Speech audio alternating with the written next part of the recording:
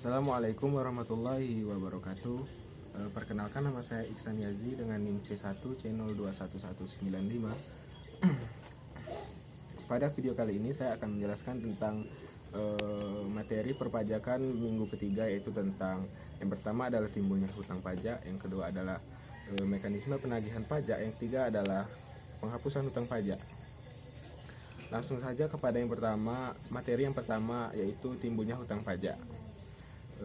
Hutang pajak dapat timbul apabila telah adanya peraturan yang mendasarnya dan telah terpenuhinya atau terjadi suatu tet disten atau sasaran pemajakan yang terdiri dari keadaan-keadaan tertentu dan atau juga peristiwa ataupun perbuatan tertentu.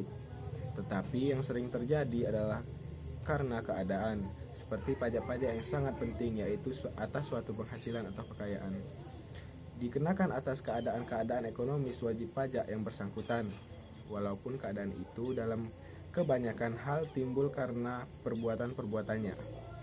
Apabila melihat timbulnya utang pajak, ada dua ajaran yang mengatur tentang timbulnya utang pajak. Yang pertama adalah ajaran formil. Utang pajak timbul karena dikeluarkannya surat ketetapan pajak oleh Fiskus, sehingga ajaran ini diterapkan pada sistem Official Assessment System. Official Assessment System adalah suatu sistem pemungutan yang memberi wewenang kepada pemerintah atau Fiskus untuk menentukan besarnya pajak yang terutang oleh wajib pajak. Dan yang kedua adalah ajaran material. Utang pajak timbul karena berlakunya undang-undang, sehingga ajaran ini diterapkan pada sistem self-assessment. Self-assessment system adalah suatu sistem pemungutan yang memberi wewenang kepada wajib pajak untuk menentukan besarnya pajak yang terutang oleh wajib pajak. Lanjut ke materi yang kedua adalah tentang penagihan pajak. Penagihan pajak adalah proses tindakan yang dilaksanakan terhadap penanggung pajak agar membayar utang pajak serta biaya penagihan pajak. Pengertian penagihan pajak menurut Sumitro yaitu tindakan yang dilakukan Direktorat Jenderal Pajak sebab wajib pajak tidak mengikuti ketentuan undang-undang pajak, terutama tentang pembayaran pajak terutang.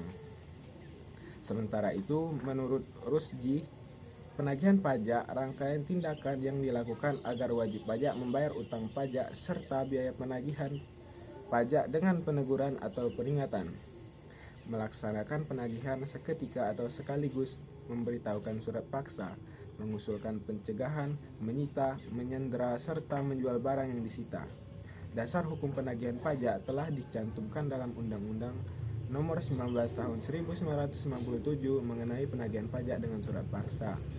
Undang-undang ini mulai diberlakukan sejak 23 Mei 1997. Undang-undang kemudian diamandemen dengan Undang-Undang Nomor 19 Tahun 2000 yang mulai diberlakukan sejak tahun 1 Januari 2001.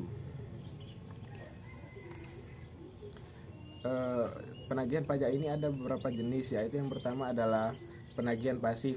Untuk jenis penagihan pajak pasif, DJP menerbitkan surat tagihan pajak atau yang biasa kita sebut dengan STP, surat keterangan pajak kurang bayar SKPKB, surat ketetapan pajak kurang bayar tambahan SKPKBT, SK pembetulan, SK keberatan, serta putusan banding yang mengakibatkan pajak terutang menjadi lebih besar.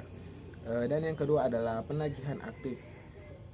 Seperti yang sudah disinggung sebelumnya, penagihan aktif adalah proses selanjutnya setelah penagihan pasif yang tidak berhasil dilaksanakan.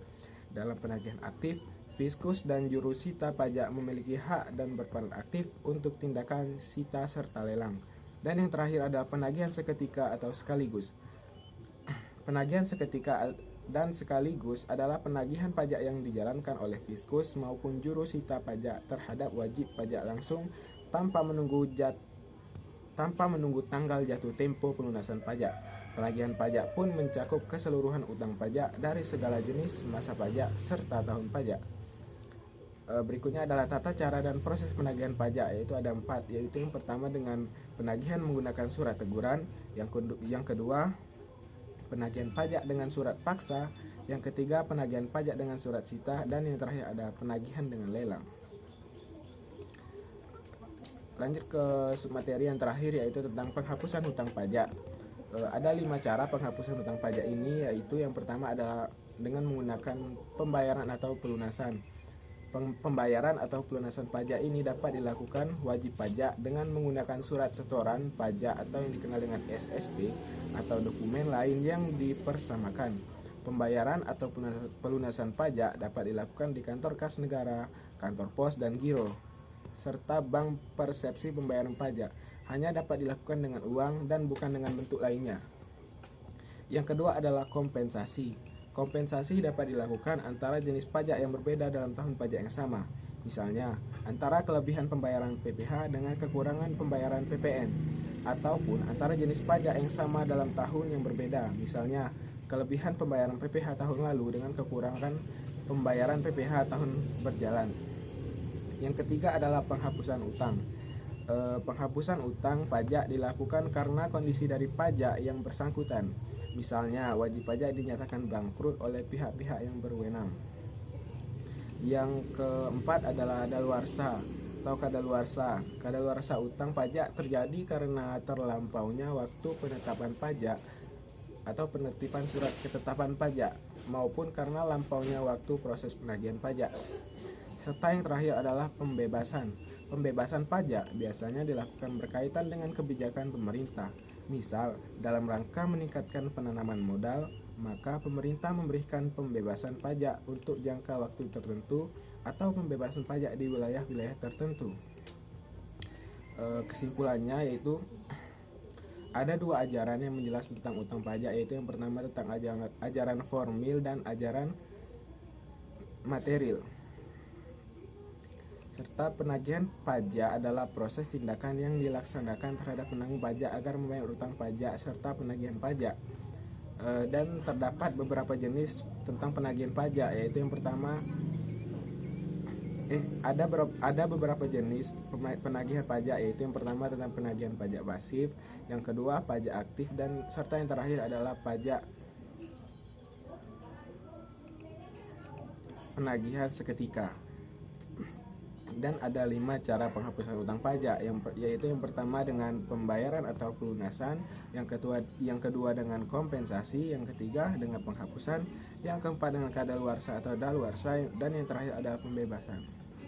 Sekian penjelasan dari saya akhiri. Wabillahi taufiq wal hidayah. Wassalamualaikum warahmatullahi wabarakatuh.